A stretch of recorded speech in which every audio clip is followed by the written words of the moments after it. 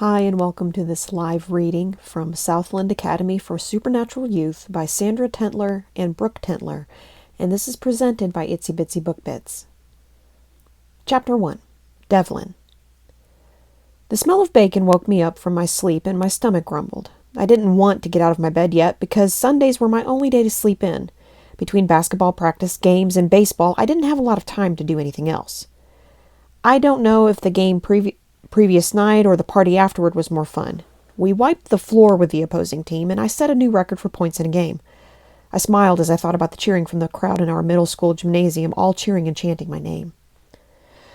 "Devlin! Devlin!" they screamed at the top of their lungs, and I could almost hear them now. Oh, wait. That was my mom calling me for breakfast. I still didn't want to get up, but the thought of the presents that would be waiting for me had me thinking about it more. I really hoped my parents got me a new basketball net for my birthday. It was my 13th birthday, and that should mean that I would get something really big. I stretched and scratched the itch on my arm, wondering how my sister's furry pillow got wrapped around my arm.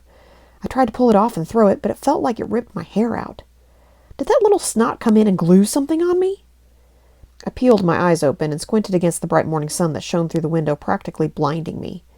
When my eyes finally focused, I looked at my arm and saw a mix of light and dark brown hair coating my arm. What the? I wondered out loud as I ran my fingers through it. That's when I noticed the same hair covering my other arm. I jumped out of bed and ran to the bathroom, flying by my mom in the hallway and almost knocking her over. "Sorry," I called over my shoulder as I slammed the bathroom door shut and looked in the mirror. "Ah!" I screamed when I got a look at my hair-covered arms. It was bad. Really bad. My chest itched and I took off my shirt. I watched in horror as hair erupted on my chest in little patches that reached my neck. How would I hide this when it was 90 degrees outside and I couldn't wear a turtleneck? "Is everything okay, Devlin?" my mom questioned from the other side of the door. "I'm not sure," I cried out before a growl escaped from my lips. Why was I growling? Why was I covered in hair? What were my parents going to say, or even worse, my little sister? "Why don't you come out and we will figure it out together?" Mom said calmly, as if my world wasn't falling apart. "Can you get Dad?" I asked. "I think this is a problem for him." I never needed to shave before and had no idea where to even start. A few minutes later, another knock sounded on the door and I heard my dad's voice. "Devlin, your mom said you needed me?" I unlocked the door and opened it a crack. "Can you tell me where the razors are?" He chuckled. "I don't think you need a razor for that one hair you probably sprouted overnight, kiddo. With your blonde hair, no one will notice it." I rolled my eyes. "Dad, this is a lot more than just a hair. I need a pack of razors. Can you just tell me where they are, please?" "Under the sink," he said, and I streaked across the large bathroom to find them, forgetting to close and lock the door. "Look, son, I can teach you how to shave. I've been looking forward to this for a long time. The rite of passage into manhood." I kept my head buried in the cabinet. "Nope, no need, Dad. I think I've watched you enough times to figure it out. We have online videos now." I tried every excuse I could think of to not show my hair problem before I could shave it off. He wasn't going to be deterred, though. "Let me help you get them out. You seem to be down there for a long time." My heart pounded as I heard his steps and waited for the inevitable. For my dad to catch sight of my dog hair arms and who knew what else. It was only a second, but it felt like hours. I felt him behind me and tried to hide my arms, but it didn't work. "Devlin, I was hoping this would miss you like it did me, but I suppose we need to have a talk about our family genes. Shaving isn't going to do anything for you," my dad said calmly. How could he be so calm when I looked like an animal? What do you mean, skipping generations? I don't remember Grandpa looking like a hairy ape," I shouted, panic taking over. "How am I supposed to go to school like this?" He laughed nervously. "You won't have to worry about that. Why don't you get dressed and come downstairs? We'll talk about it over breakfast." "I'm not going anywhere near Anna looking like this. She will never let me live it down," I insisted. My sister was 2 years younger than me, and her favorite thing to do was to embarrass me. I had a lot of girls hanging all over me after games, trying to get my attention. Anna loved more than anything to tease me about it in front of all the guys. "She's staying at your aunt's house. We didn't know if this would happen or not, so we prepared for it just in case," he assured me. He was cryptic, and the curiosity overrode my horror. Chapter 2. Devlin. My mom smiled as she set my plate in front of me, piled high with my favorite breakfast. Bacon, pancakes, and strawberries overflowing the plate. My stomach grumbled, and despite wanting to know what the heck was going on with me, I dove into the food. My dad sat at the table, and my mom set a smaller plate in front of him before setting down with her own food. The silence was nerve-wracking, and you would think I would have lost my appetite, but I was starving like never before. I couldn't seem to get food in fast enough. "You gonna tell me?" I asked with a mouth full of bacon. "Devlin, don't talk with your mouth full," Mom chided. "Yes, your father will tell you everything. We just wanted you to get food in your system. The change can be very taxing on the body." I swallowed my food with a gulp before responding. I don't remember anything about this in health class. Manhood is supposed to be a slow change." "Well, it's not exactly that kind of change," Dad said as he fidgeted.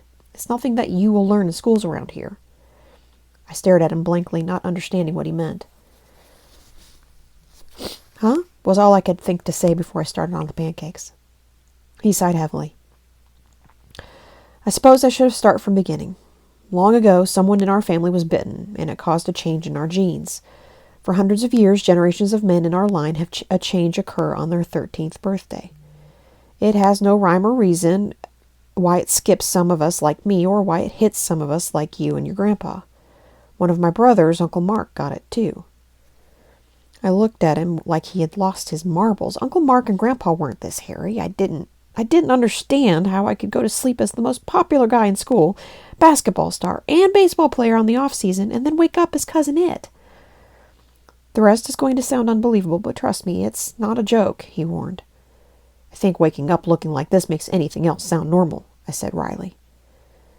The gene we have is that of werewolves. It won't hit fully for a few more months. It seems like it happens fast, but it doesn't." "Werewolf!" I started laughing so hard that my stomach ached. Of all the things my dad could have told me, that was the last thing I thought he would say. "Now I think you've lost your marbles." He ran his fingers through his own curly blonde hair, the same hair I inherited from his side of the family.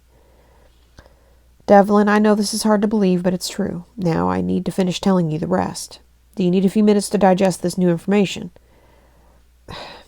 "I don't know. I don't understand why no one ever said anything. You couldn't have warned me?" I grumbled. "We are sworn to secrecy. You can't tell anyone outside of the supernatural world what you are. There's a long history of our ancestors being hunted for this cursed gene we have. If you had woken up without any change, I would have told you as an adult." Once I nodded my understanding, he continued.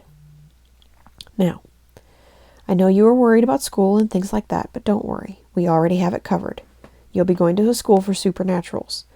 There, they will teach you about your new body and walk you through your first full shift." "Wait. Supernaturals?" I asked as it dawned on me what he was talking about more than just werewolves. "Yes, all those creatures that people say don't exist, they are very real, and they all go to the same school to learn how to use their own magic. We set it up for you to transfer there just in case. Honestly, with your ability in sports, I knew that you'd be the one to get it. Mark was the same way, I swear. He excelled at every sport." I stopped eating as the news sunk in that I'd be leaving all my friends behind and starting over in a new school. That would be the worst, to be the new guy. "Anyway, the school is far away and you'll be living there. It's like a boarding school. Grandpa said it's a great place and you'll be very happy there, and you can come home for holidays." His voice was a fake cheerful, as if he were trying to convince himself how great it would be. Are you serious? Can't I just learn from Uncle Mark or Grandpa?" I felt like being sent away was a punishment for something I had no control over. I was very angry that they never took into consideration how I would feel about it. I didn't want to leave my home, my family, and grow up in a place with total strangers. "I'm sorry, son. Those are the rules, and there's nothing I can do about it. You can't go to a school looking like that. The only place you are safe is at the academy." "Will I always look like this?" I questioned in horror. Turning into a teenager was supposed to be a great day, and now it was the worst day of my life. Not only did I look like a dog with all the hair, but I also had to leave all my friends behind. I loved my basketball team and being the center of attention with all the girls. How would I do that at a new school looking like this? "No. The academy will teach you how to control the change so you can look human.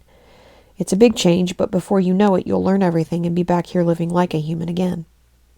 Dad's voice was a little too cheery, and that made me even less excited. "We'll be leaving in about an hour. Your mother has packed the things you'll need." I groaned. Mom, did you pack my lucky shirt and my favorite shorts? You won't need those at the academy. They have uniforms. I did pack your socks and underwear, she replied, making me blush. As if that wasn't horrifying enough, she added, They were a little worn and holey. I wish you would have told me that you needed new ones sooner. No matter, I went to the store and picked up some new ones for you. I put my head in my hands and grumbled. Really? You could have let me pack my own underwear. She shrugged and beamed at me. Honey, I've seen your naked butt. Your underwear is not something you should be embarrassed about. Anyway, you should get showered and ready to go. Mom dismissed me, and I sidled away to my room.